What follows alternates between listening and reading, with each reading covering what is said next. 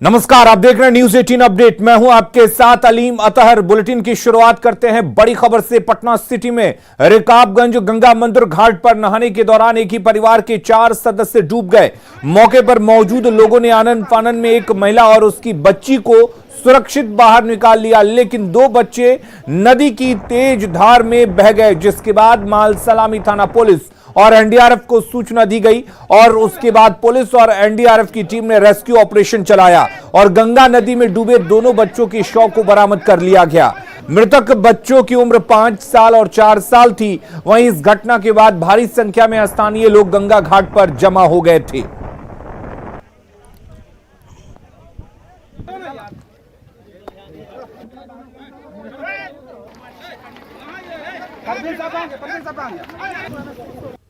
को स्थानीय लोगों की मदद से निकाला गया। तीनों सही सलामत हैं, स्वस्थ हैं। 2 बच्चे की उसके बाद के डूबने की सूचना थी, जिसमें एनडीआरएफ और स्थानीय लोगों की मदद से एक बच्चे को निकाला गया है बाहर, जिनको हॉस्पिटल भेजा गया है और अभी भी एक बच्चा डूबा हुआ है, जिनका तलाश जो है एनडीआरएफ की टीम द्वारा किया जा रहा है। खबर कोडरमा से है, जहां पर मरकच्चो स्थित पंचखेरो जलाशय में एक ही परिवार के 8 लोगों की डूबने की खबर है। डूबने वाले सभी गिरिडीह जिले के धनवार प्रखंड के खेतू पंचायत के लोग हैं और पंचखेरो जलाशय यानी गोरहंद डैम घूमने आए थे। नाव पर कुल 10 लोग सवार थे, जिसमें 2 लोग तैरकर जान बचाने में सफल रहे।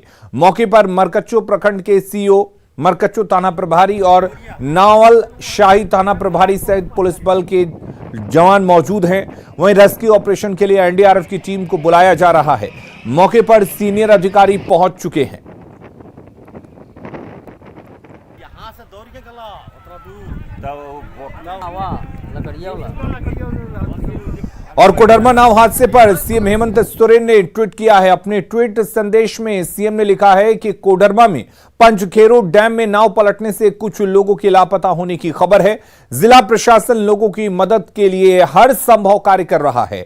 सभी लापता लोग सुरक्षित रहें, यही कामना करता हूं।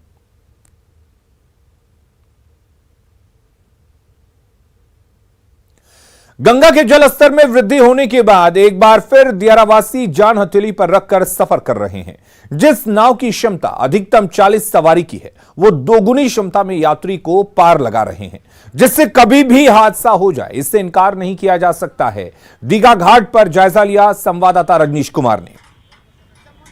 गंगा के जल स्तर में वृद्धि होने के बाद दियारा वासियों की मुश्किलें एक बार फिर से बढ़ गई है और देख सकते हैं कि जो दियारा वासी हैं किस तरह से मौत का सफर कर रहे हैं। यानी जो गंगा की लहरें हैं वो दूर से ही डरा रही है, बावजूद नियति है कि दियारा वासी जो है हर बार इसी तरह जो है ओवरलोडेड नाव में सफर कर रहे हैं। तस्वीरें आपको हम दिखा रहे हैं कि देखिए नाव जो है किस तरह से बीच लहर में जो लचकती हुई जा रही है और कभी भी हादसा हो सकता है, क्योंकि जो जलस्तर उसमें लगातार वृद्धि हो रही है। और अब भी आप जो नाव की स्थिति आप देख सकते हैं किस तरह से नाव जो है बीच लहर से गुजर रही है और जो नकटा दियारा है, मानस है समेत कई ऐसे गांव हैं जहां के लोग जो है राजधानी पटना आते हैं या पटना से अपने गांव जाते हैं, तो यही एकमात्र जरिया है नाव। और बीच में कोई पुल का साधन नहीं है। यही वजह है कि मजबूरन लोग साइकिल हो, मवेशी हो या बच्चे हो या महिलाएं हो, हर तरह से देख सकते हैं कि आप नाव ही एक सहारा है और नाव पर ही लोग ओवरलोडेड नाव पर मौत का सफर करते हैं। तो ये तस्वीर दिखा रहे हैं हम कि जिला प्रशासन एक बार देखे कि किस तरह से ओवरलोडेड नाव के सहारे जो है जो दियारा वासी है वो सफर कर रहे हैं और कभी भी हादसा हो सकता है। बीच में कहीं भी आपको एनडीआरएफ, एसडीआरएफ की टीम आपको नजर नहीं आएंगी, ना ही कोई बिहार पुलिस के जवान जो है मॉनिटरिंग करते हुए आपको दिखेंगे। तो इस पार से उस पार जाने के लिए एकमात्र नाव सहारा है, चाहे वो स्कूली बच्चे हों या फिर सब्जी विक्रेता हो या अस्पताल जाने वाले मरीज हो, उनके लिए एक बड़ी मजबूरी है कि नाव के सहारे वो पटना आते हैं और पटना से दियारा जाते हैं। लेकिन नाव की जो क्षमता है वो 2 गुनी हो जाती है, क्योंकि सहारा मात्र नाव है और यात्री ज्यादा है। कैमरामैन सुबोध के साथ रजनीश कुमार, न्यूज 18 पटना। रुक करेंगे इस वक्त एक बड़ी खबर की। पटना से बड़ी खबर आ रही है, जहां पर न्यायिक हिरासत में वकील नूरुद्दीन जंगी को लिया गया है। 23 जुलाई तक न्यायिक हिरासत में जंगी को भेजा गया है। पटना पुलिस ने पुलिस रिमांड मांगा है। लखनऊ से जंगी की गिरफ्तारी हुई है। बिहार एटीएस ने गिरफ्तार किया था। फुलवारी शरीफ आतंकी मॉड्यूल मामले से जुड़ी यह गिरफ्तारी है। फिलहाल न्यायिक हिरासत में नूरुद्दीन जंगी को भेज दिया गया है। पटना पुलिस चाहती है कि जंगी को रिमांड में ले और पूछताछ करे। तो फुलवारी शरीफ जिहादी ट्रेनिंग कैंप मामले में पुलिस लगातार बाकी आरोपियों की गिरफ्तारी में जुटी हुई है। अब तक 26 में से 4 आरोपियों की गिरफ्तारी हो चुकी है। वहीं नौबतपुर थाने में भी एक संदिग्ध को पकड़कर रखा गया है। सूत्रों के मुताबिक इससे भी आरोपी नूरुद्दीन जंगी के साथ लखनऊ से गिरफ्तार किया गया है। हालांकि पुलिस ने इसका नाम अब तक डिस्क्लोज नहीं किया है। ये जो पुलिस की गाड़ी आप देख रहे हैं उसी में उस संदिग्ध को देखा गया, लेकिन पुलिस इस बारे में कुछ भी नहीं बोल रही है। अभी बोले कि दोस्त है। और वहीं फुलवारी शरीफ टेरर केस में आरोपी दरभंगा के सनाउल्लाह उर्फ आकिब का एक वीडियो सामने आया जिसमें वो एक जगह पीएफआई का झंडा लहराता हुआ नजर आ रहा है। पुलिस सनाउल्लाह की तलाश में जुटी हुई है। सनाउल्लाह उन 26 नामजद आरोपियों में से एक है जिसके खिलाफ पटना पुलिस ने एफआईआर दर्ज किया है। सनाउल्लाह के पिता का कहना है कि उनका बेटा पीएफआई से जुड़ा है लेकिन कभी कुछ गलत नहीं किया। सनाउल्लाह के पिता शमशेर अहमद के मुताबिक उनका बेटा 13 जुलाई से ही घर नहीं आया और उन्हें यह भी नहीं पता कि वो कहां है। स्टूडेंट लाइफ से जो है पीएफआई से जुड़ा हुआ, किस पद पर? समाज सेवी संस्था संघ से जुड़ा हुआ है। पीएफआई में किस पद पे थे? अभी तो फिलहाल सुनते हैं कि जनरल सेक्रेटरी के हैं। अभी आपको क्या पता चला है कि पुलिस खोज रही है, पुलिस का घर जाए? हाँ, मालूम है कि भाई पटना में जो प्रोग्राम हुआ है उसमें उनका जो है देश विरोधी एक्टिविटी पाया गया। ये सब इसको लेकर के जो है उन पर देश विरोधी का आरोप लगा। इसी पर जब पुलिस यहाँ तलाश रही है, लेकिन ये सब आरोप बेबुनियाद है, गलत है। ऐसा कोई एक्टिविटी हम लोग नहीं उसके अंदर आज तक देखे कि मतलब देश विरोधी हो, बल्कि जो भी काम इन लोगों का होता है संविधान के दायरे में रहते होता है।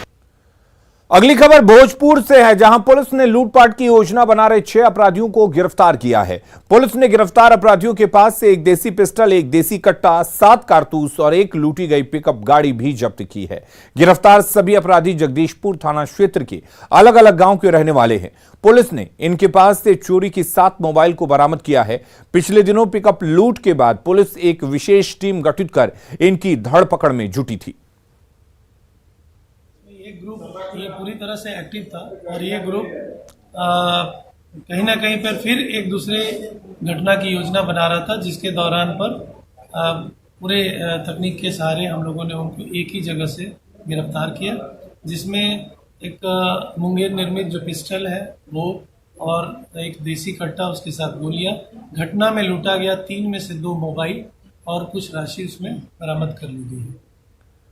पटना जंक्शन पर पिछले 2 दिनों से एक लड़की अपने भाई की तलाश कर रही है। लड़की का कहना है कि उसके भाई गुलशन कुमार थापर की उम्र करीब 18 साल है। वो अपने मां के साथ घूमने गया था, जिसके बाद से वो लापता है। इस मामले में जीआरपी को भी आवेदन दिया गया, लेकिन अब तक उसका कोई पता नहीं चल सका है। लड़की और उसकी मां ने न्यूज 18 के माध्यम से भाई का पता लगाने पर जानकारी देने की अपील कर रही हैं। स्टेशन से हम थाना में ले गए। मेरे गुलशन नाम है उसका, घर नेपाल है, जटी जनकपुर। किसी को मिलेगा तो फोन कीजिएगा। 18 बरस का है, सीधा टाइप से है। मैं जूही कुमारी कापर नेपाल से बोल रही हूँ। मेरा एक भाई खो गया है, गुलशन कुमार कापर। मैं नेपाल से, आप लोगों को कहीं मिले तो प्लीज़ फ़ोन करना। मैं एक नंबर दे लो, अपना कॉन्टैक्ट नंबर 880976599299 88 9122923930 दोनों नंबर पर प्लीज फोन कर दीजिए, आप लोग कहीं मिले तो।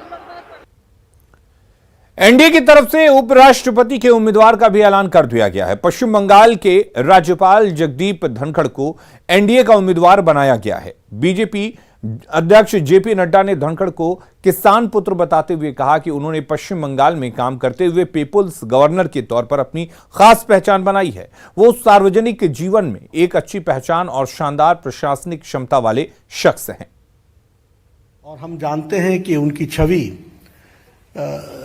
पीपल्स गवर्नर, लोगों के गवर्नर, लोगों के दिल पर राज करने वाले ऐसे शख्सियत के रूप में वो राज्यपाल के रूप में स्थापित हुए हैं।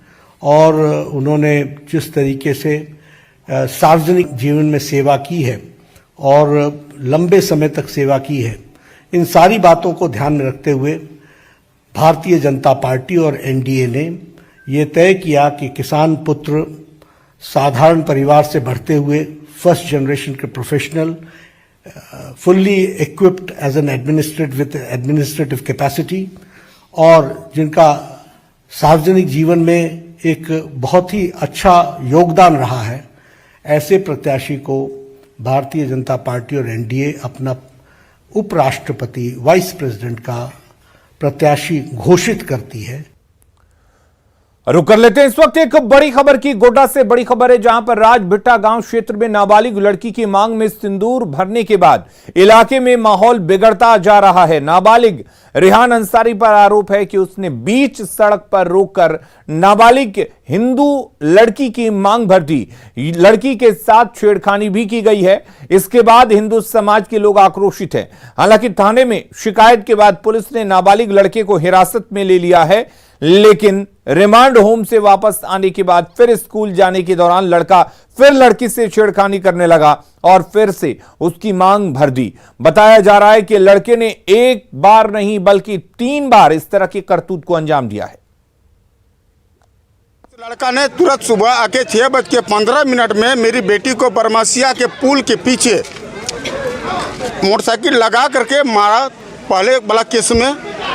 और इस बार जो घटना किया है उस लड़का ने कि आ रही थी लड़की स्कूल से छुट्टी होने के बाद क्रम में, उस लड़की को पानी पीने की प्यास लगी, पानी भरी और आ रही थी, उसका साइकिल पकड़ लिया। साइकिल पकड़ने के बाद उसका 2 तमाचा लगाया पहले, उसके बाद उन्होंने गलत व्यवहार किया। उसी लड़के द्वारा वो बेल में जब बाहर आया तो उसके द्वारा लड़की के मांग में सिंदूर दे दिया गया। मामला उसी में बड़ा हुआ है। उसी के लिए हम लोग आए थे। गांव वालों की डिमांड है कि लड़के को गिरफ्तार किया जाए। उसकी गिरफ्तारी की प्रक्रिया चल रही है।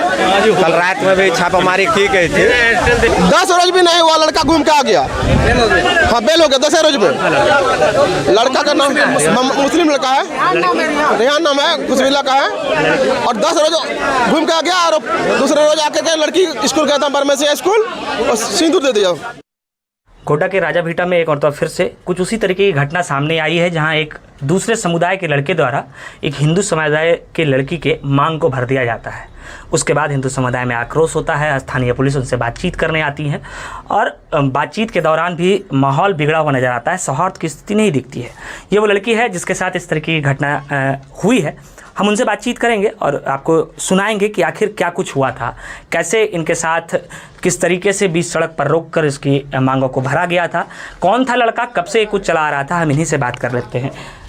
कितने दिन से हो रहा था ये सब कुछ? 3-4 महीने से। तो घर में सब कुछ पता था? नहीं पता था। एक बार पहले भी हुआ था इस तरह घटना, तो हम लोग वो हमको फोर्स कर रहा था कि बात करो। तो हम नहीं किए बात। तो वो आया, मेरा गाल पर 3 थप्पड़ लगा दिया और उसके बाद वो चला गया। फिर हम लोग थाना पे कंप्लेन किए तो मेरे गार्जियन ने किए और उसको जेल भी भेजा गया। फिर वो निकला, फिर हुआ कुछ दिन, उसके बाद वो आया और हम जब पानी पीने के लिए रुके थे, वो मेरे मांग पे सिंदूर भर दिया। गौरव झा, न्यूज़ 18 गोड्डा। और अगली खबर रांची से, जहां चानो थाना क्षेत्र में वन भूमि पर एक विशेष समुदाय के लोगों पर जबरन कब्जा कर कब्रिस्तान बनाने का आरोप लगा है। यह काम दिन दहाड़े हो रहा है, लेकिन इसे रोकने के लिए ना वन विभाग के लोग सामने आए हैं और ना ही पुलिस। आज सुबह करीब 100 की संख्या में लोग आए और देखते ही देखते 230 एकड़ जमीन में 4 दीवारी का काम पूरा कर दिया। वहीं वन विभाग का कहना है कि जमीन वन विभाग की है और मामला दर्ज कर लिया गया है। 4 दीवारी को जल्द ही गिरा दिया जाएगा।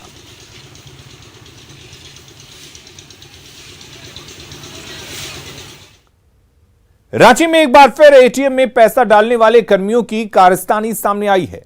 रांची के एटीएम में पैसा डालने वाली एजेंसी सीएमएस इन्फो लिमिटेड के 2 कर्मियों पर 1,72,77,900 रुपए के गबन का आरोप लगा है। मामले को लेकर कंपनी के रीजनल ऑपरेशन मैनेजर ने अरगोड़ा थाने में आवेदन दिया है। ऑपरेशन मैनेजर ने अपने ही 2 कर्मियों को आरोपी बताते हुए कार्रवाई की मांग की है। आवेदन में कहा गया है कि बैंक से पैसा निकाल उसे एटीएम में डालने के लिए 2 कस्टोडियन कर्मी एक रूट में रहते हैं और इसी क्रम में कचहरी चौक स्थित एसबीआई बैंक के ब्रांच से पैसे लेकर 14 जुलाई को निकले थे, लेकिन शाम तक उनकी कोई भी जानकारी न मिलने पर उनके मोबाइल पर संपर्क स्थापित करने का प्रयास किया गया, लेकिन उनका मोबाइल स्विच ऑफ मिला। जिसके बाद 14 जुलाई की शाम को इनके घर में भी कांटेक्ट किया गया, लेकिन वहां से भी कोई जानकारी हासिल नहीं हुई। जिसके बाद इनकी तलाश अपने स्तर पर कंपनी की तरफ से की गई और इनके रूट की एटीएस की पड़ताल की गई तो पैसे न डालने की शिकायत सामने आई। मामले की जानकारी दे रहे हैं न्यूज़ 18 संवाददाता ओम प्रकाश।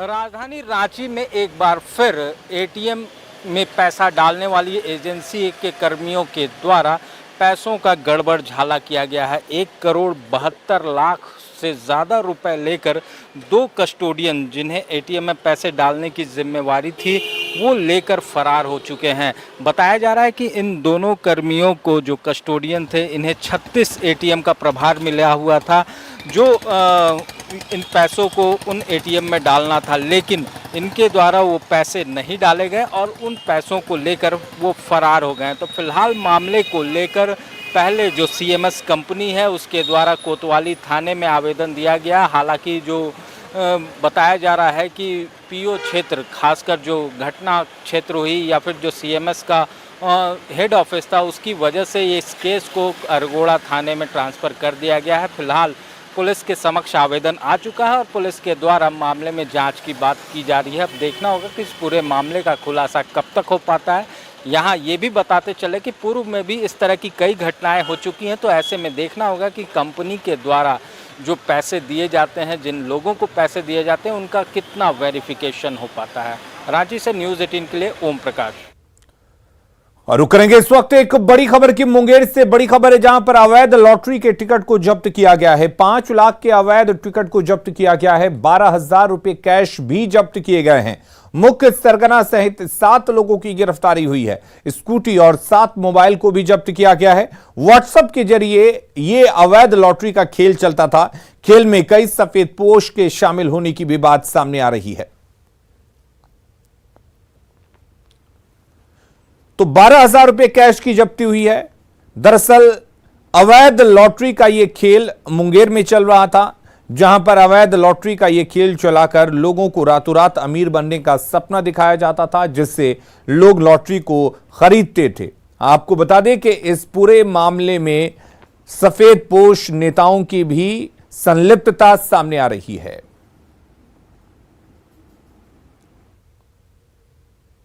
पटना सिटी के दीदारगंज थाना क्षेत्र में 14 जुलाई को लूट के दौरान 3 लोगों को गोली मारने के मामले में पुलिस ने 2 लुटेरों को गिरफ्तार कर लिया है। पुलिस ने इनके पास से एक देसी पिस्टल, 2 कारतूस और एक बाइक बरामद की है। लूटपाट के दौरान गोली मारने की घटना के मामले में पुलिस पहले ही 2 आरोपियों को गिरफ्तार कर चुकी थी और अब ये चौथी गिरफ्तारी है। 14 जुलाई की देर शाम 3 बाइक पर सवार 6 से 7 अपराधियों ने लूटपाट के दौरान गोली मारकर घायल कर दिया था।